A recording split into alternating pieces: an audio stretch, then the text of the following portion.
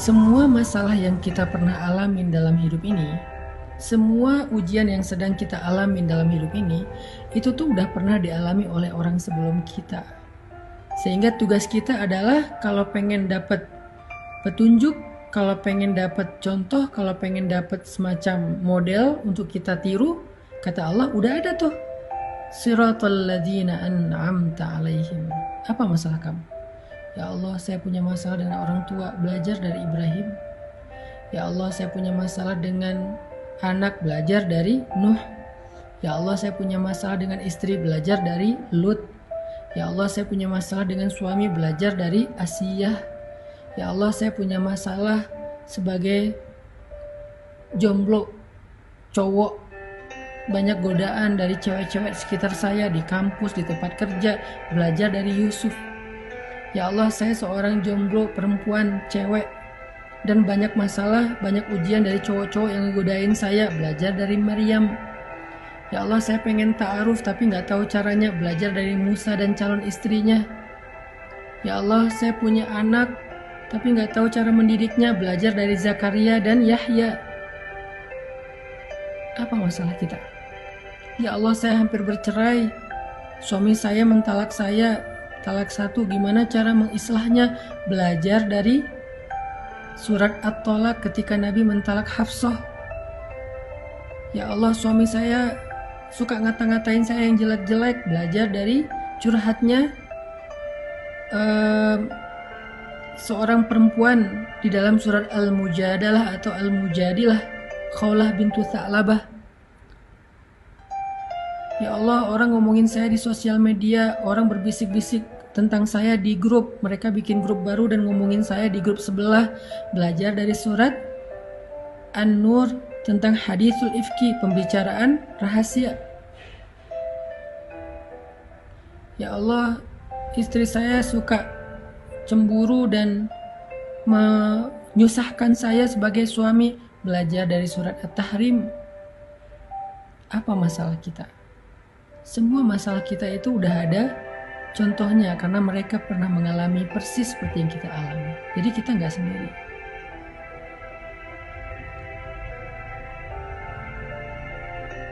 Sehingga di dalam ayat Siratal ladzina an'amta alaihim, Allah tuh pengen ngasih tahu ke kita itu, belajarlah sejarah.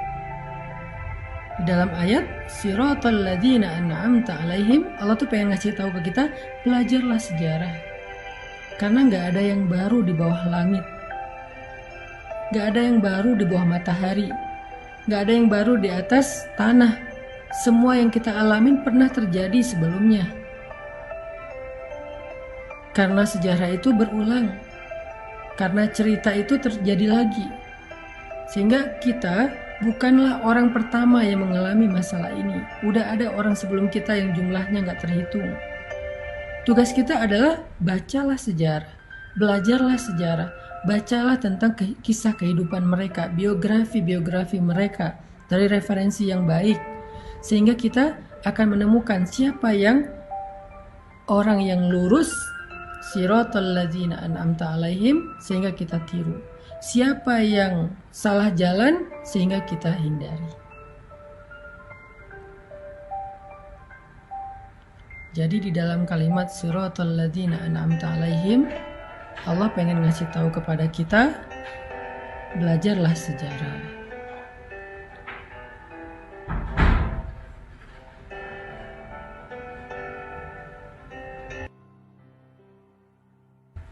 Allah pengen ngasih tahu kepada kita, belajarlah sejarah.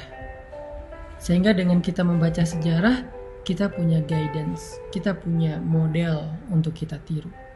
Apapun masalah kita.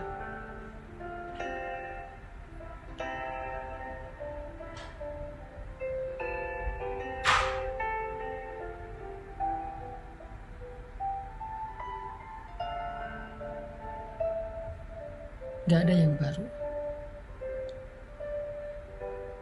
Gak ada yang baru. Semua yang kita alamin pernah dialami oleh orang sebelum kita.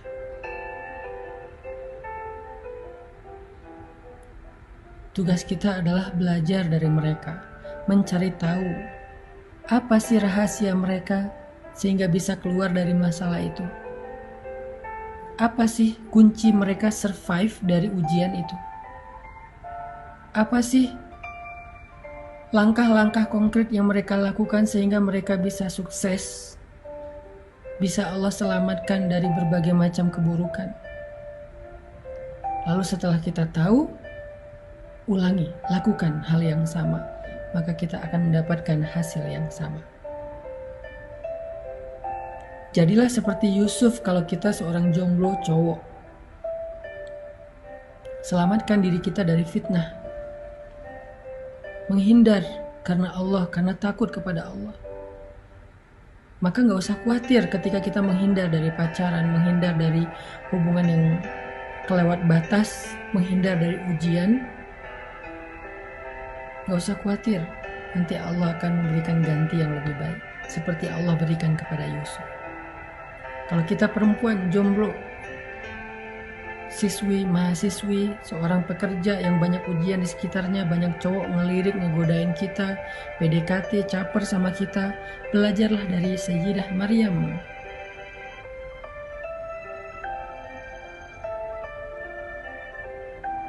Yang mengatakan sesungguhnya aku tidak kenal laki-laki. Dan aku bukan perempuan yang suka merendahkan diri dengan perbuatan dosa. Yang membatasi dirinya, walaupun bukan berarti kita nggak boleh bergaul, tetapi intinya adalah jangan berlebihan. Dan gak usah khawatir menjadi orang yang membatasi diri sebagai perempuan. Allah akan muliakan kita seperti Allah muliakan Sayyidah Maryam, seperti Allah muliakan istri Nabi Musa, seperti Allah muliakan Sayyidah Khadijah. Ya, Sayyidah Khadijah, perempuan yang menikah di usia 40 tahun baru dapat suami yang benar. Sebelumnya suaminya wafat, nikah wafat. Dan bukan suami yang beriman, bukan suami yang spesial, walaupun mungkin orang baik.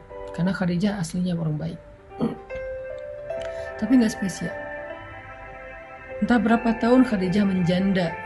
Di usia 40 tahun, harusnya seorang perempuan itu merasa semakin khawatir, semakin panik, apakah mungkin di usia itu masih punya jodoh, apalagi seorang jodoh itu masih single, baik, soleh, terkenal, tajir, mungkin dapat seideal itu di usia 40 tahun. Belajar dari Sayyidah Khadijah, jangan berputus asa, jangan pesimis, perbaiki aja diri kita, nanti Allah yang akan memperbaiki calon jodoh kita. Sehingga di usia 40 tahun Allah berikan kepada Khadijah seorang suami yang lebih muda 15 tahun dari beliau. Bukan hanya lebih muda, kalau bahasa kita berondong, bukan hanya lebih muda, tapi solih, tajir, Nabi pula, kekasih Allah, ideal banget. Secara fisik sempurna. Jadi kalau kita pengen seperti Khadijah yang dapat suami seorang Rasulullah SAW, maka jangan cuma baca sejarahnya, jangan cuma tahu kisahnya, ikutin. Apa yang kita nggak punya contoh? Semua masalah kita itu udah ada contohnya.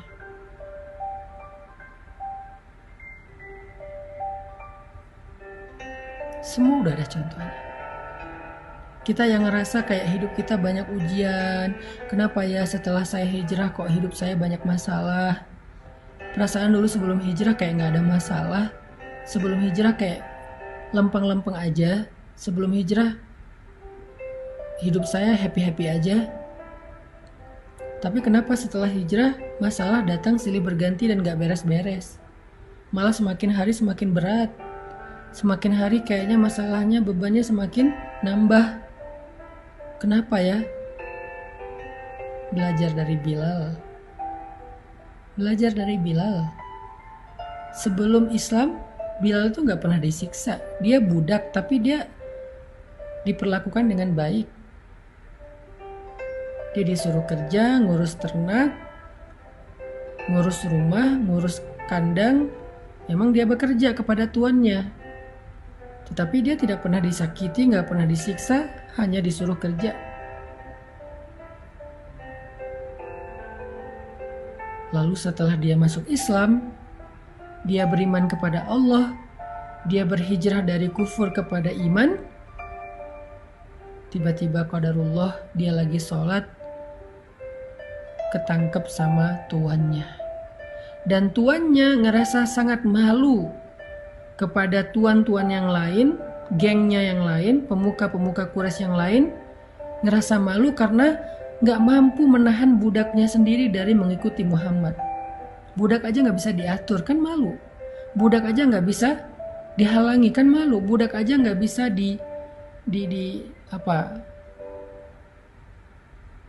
dikontrol gitu. Kok bisa budaknya aja lepas kendali sehingga beriman kepada Muhammad yang beda kabilah, sehingga mengikuti ajaran Muhammad yang beda suku, sehingga Umayyah bin Khalaf merasa sangat malu dengan imannya Bilal. Dia dituduh gak becus sebagai tuan, dia dituduh gak bisa menguasai budaknya, dia dituduh bukan seorang leader sejati, dan berbagai macam perlakuan mempermalukan dia. Sehingga karena malu dan panik, dia langsung menyiksa Bilal, memaksa Bilal untuk murtad dari keyakinannya.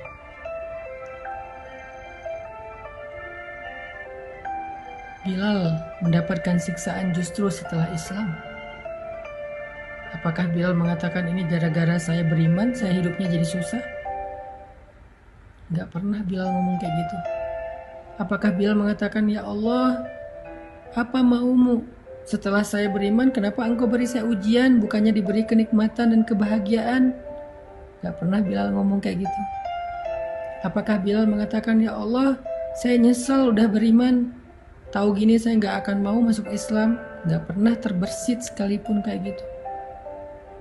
Gak pernah Bilal berpikir bahwa hidupnya menjadi susah karena Islam. Gak pernah Bilal berpikir dia menyesal dengan keimanannya. Gak pernah dia ngerasa bahwa masalah dia itu justru setelah dia mendapatkan hidayah. Enggak pernah kayak gitu. Semakin disiksa dia semakin yakin dan bergantung sama Allah. Semakin disiksa dia semakin bergantung sama Allah. Bukan semakin melemah pegangannya ke Allah, semakin erat pegangannya ke Allah. Kalau kita kan semakin diuji, pegangan kita ke Allah jadi makin renggang ya.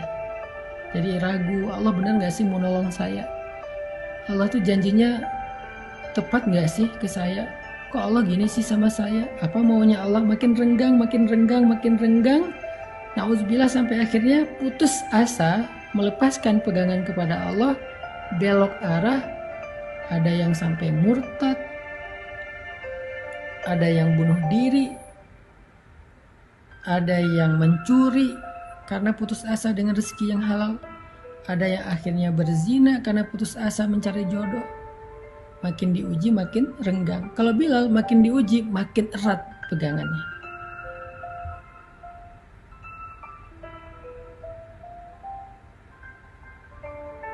Makin diuji makin bergantung kepada Allah. Dengan kalimat apa? Ahadun ahad. Ahadun ahad.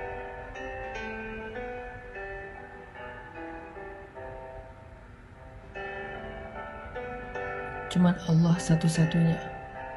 Gak ada yang lain. Yang saya yakin, yang saya sembah, yang saya tunduk, yang saya bergantung, yang saya berharap. Ahadun ahad. Makin disiksa makin ahadun ahad.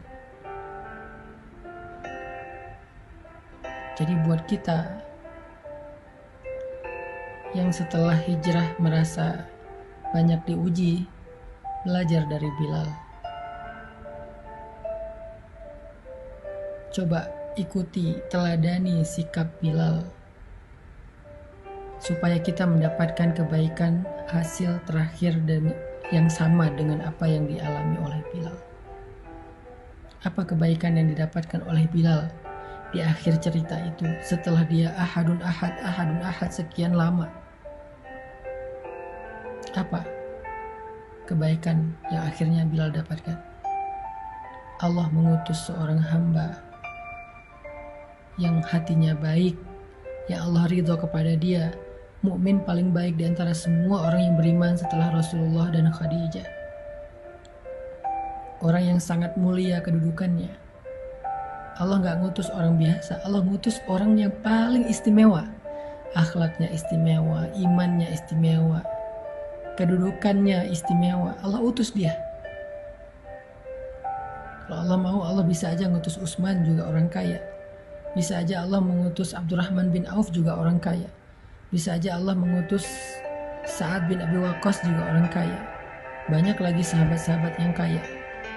Tapi Allah pilih dari mereka semua yang paling baik akhlaknya, yang paling baik kedudukan dan kemuliaannya, yang paling baik imannya. Abu Bakar As-Siddiq. Allah gerakkan hati Abu Bakar untuk datang. Allah gerakkan hati Abu Bakar untuk menolong Bilal.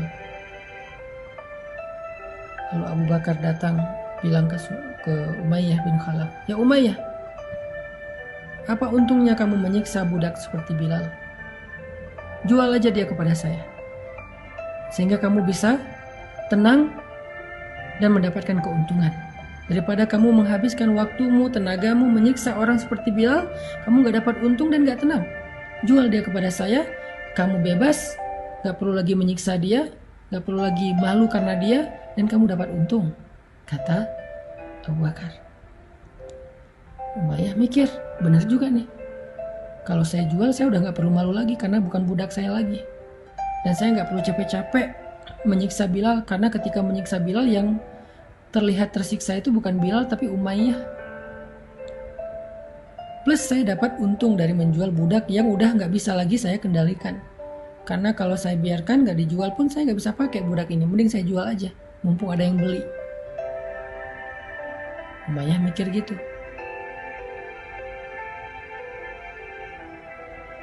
Lalu Umayyah bertanya kepada Abu Bakar, "Berapa kamu mau membeli budak seperti Bilal? Berapa?" Kata Abu Bakar, "Sebutkan saja harganya. Coba." Abu Bakar nggak berpikir bahwa Bilal nih budak yang lagi nggak laku nih, murah pasti harganya, sebutin aja angka berapapun pasti dijual. Enggak. Karena Abu Bakar ingin menghargai imannya Bilal, maka Abu Bakar tidak mau menyebutkan angka. Karena iman nggak bisa dibeli. Abu Bakar tidak mau menyebutkan angka. Ini cerdas dan bijaksananya Abu Bakar. Kata Umayyah, "Berapa kamu ingin membeli Bilal?" Kata Abu Bakar, "Sebutkan harganya. Sebutkan angkanya. Seolah-olah berapapun yang kamu sebutkan akan saya beli. Saya nggak akan menyebutkan angka untuk membeli imannya Bilal."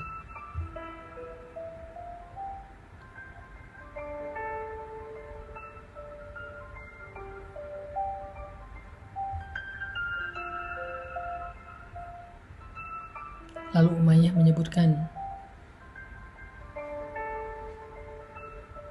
sekian dinar, sekian uqiyah emas, hitungan dalam hitungan orang Arab, yang kalau sekarang mungkin harganya sekitar 700 juta kurang lebih, atau mungkin lebih dari itu persisnya. Dan Abu Bakar ketika tahu angka yang dijual oleh Umayyah bin Khalaf Bilal itu berapa, uqiyah emas, Abu Bakar nggak menawar. "Ya Umayyah, itu Bilal budak yang sudah tidak berguna, budak yang murah, yang udah sakit-sakitan setelah kamu siksa, masa harganya segitu? Saya nggak akan beli segitu, saya minta segini." Enggak. Ketika Umayyah menyebut angka, maka Abu Bakar mengatakan, "Baik, nanti malam akan saya kirim emasnya ke rumah kamu." Begitu cara Abu Bakar menghargai dan memuliakan Bilal. Atau lebih persisnya, begitulah Allah memuliakan Bilal. Seolah-olah Bilal ini sesuatu yang sangat berharga. Berapapun disebutin oleh Umayyah, Abu Bakar setuju. Malah setelah menyebutkan angka itu, Umayyah nyesel kenapa nggak ngomong lebih tinggi. Ada seorang laki-laki bilang kepada Abu Bakar, "Ya Abu Bakar, kamu membeli Bilal dengan harga yang sangat mahal. Apa kata Abu Bakar? Demi Allah, kalau Umayyah meminta 10 kali lipat dari harga itu, saya akan tetap membayarnya untuk membebaskan Bilal. Gak akan saya tawar. Umayyah yang nyesal kenapa nyebut angka segitu, padahal itu udah ketinggian. Nanti malam saya kirim. Lalu setelah akad jual beli, Abu Bakar datang kepada Bilal, melepaskan ikatan Bilal, memberi minum kepada Bilal yang sedang tersiksa kesakitan, membelai rambut Bilal, memeluk Bilal untuk menenangkannya, sebagai tanda bahwa dia udah punya saudara sekarang, yaitu Abu Bakar As-Siddiq. Dia dilindungi oleh Abu Bakar, dia aman, gak usah takut lagi. Kemudian membantu Bilal, memapah Bilal untuk berdiri tegak. Ketika Bilal sudah berdiri tegak, Abu Bakar mengatakan,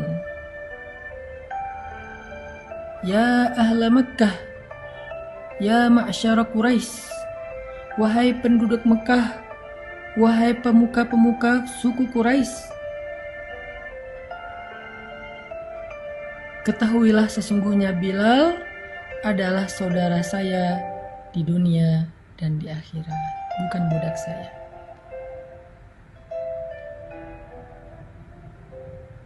Sesungguhnya Bilal adalah saudara saya di dunia dan di akhirat. Itu sebuah deklarasi bahwa Bilal sudah menjadi orang yang merdeka, dibebaskan oleh Abu Bakar. Abu Bakar membeli Bilal bukan untuk jadi budak. Abu Bakar menebus Bilal untuk dimerdekakan. Bukan hanya merdeka dan hidup sendiri, tetapi menjadi saudara yang kehidupannya ditanggung, dijamin oleh Abu Bakar. Dan Abu Bakar berharap itu menjadi persaudaraan yang kekal sampai ke surga. Itulah kesudahan yang baik. Itulah happy ending. Itulah pertolongan Allah yang tidak terduga-duga yang Allah berikan kepada Bilal setelah dia bersabar dan bergantung kepada Allah saat-saat dia diuji.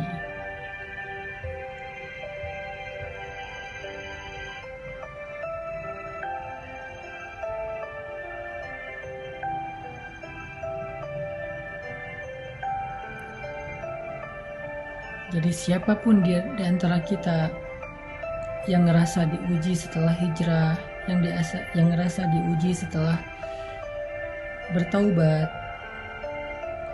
kita itu bukan orang pertama yang kayak gitu. Walaqad fatanna alladhina min qablihim fala ya'lamannallahu alladhina shadaqu. Allah udah menguji orang sebelum kita. Salah satunya Bilal, maka belajarlah dari Bilal. Masih banyak nama-nama orang lain, sahabat-sahabat lain yang diuji juga setelah berhijrah atau setelah bertaubat ataupun masuk Islam. Termasuk nanti ada nama Mus'ab bin Umair, ada Sumayyah, ada Yasir, ada Ammar, ada Dinaira, ada Khabab bin Ars. Ada banyak nama-nama mulia yang mereka justru diuji setelah mereka beriman kepada Allah. Jadi kita yang ngerasa punya cerita yang sama, walaupun mungkin cerita kita receh lah, lebih ringan dibandingkan mereka, maka belajarlah dari mereka. Kalau pengen dapat hasil yang sama dengan mereka, kalau pengen dapat kebaikan yang sama dengan mereka, belajarlah dari mereka. Gak ada yang baru di bawah langit kita.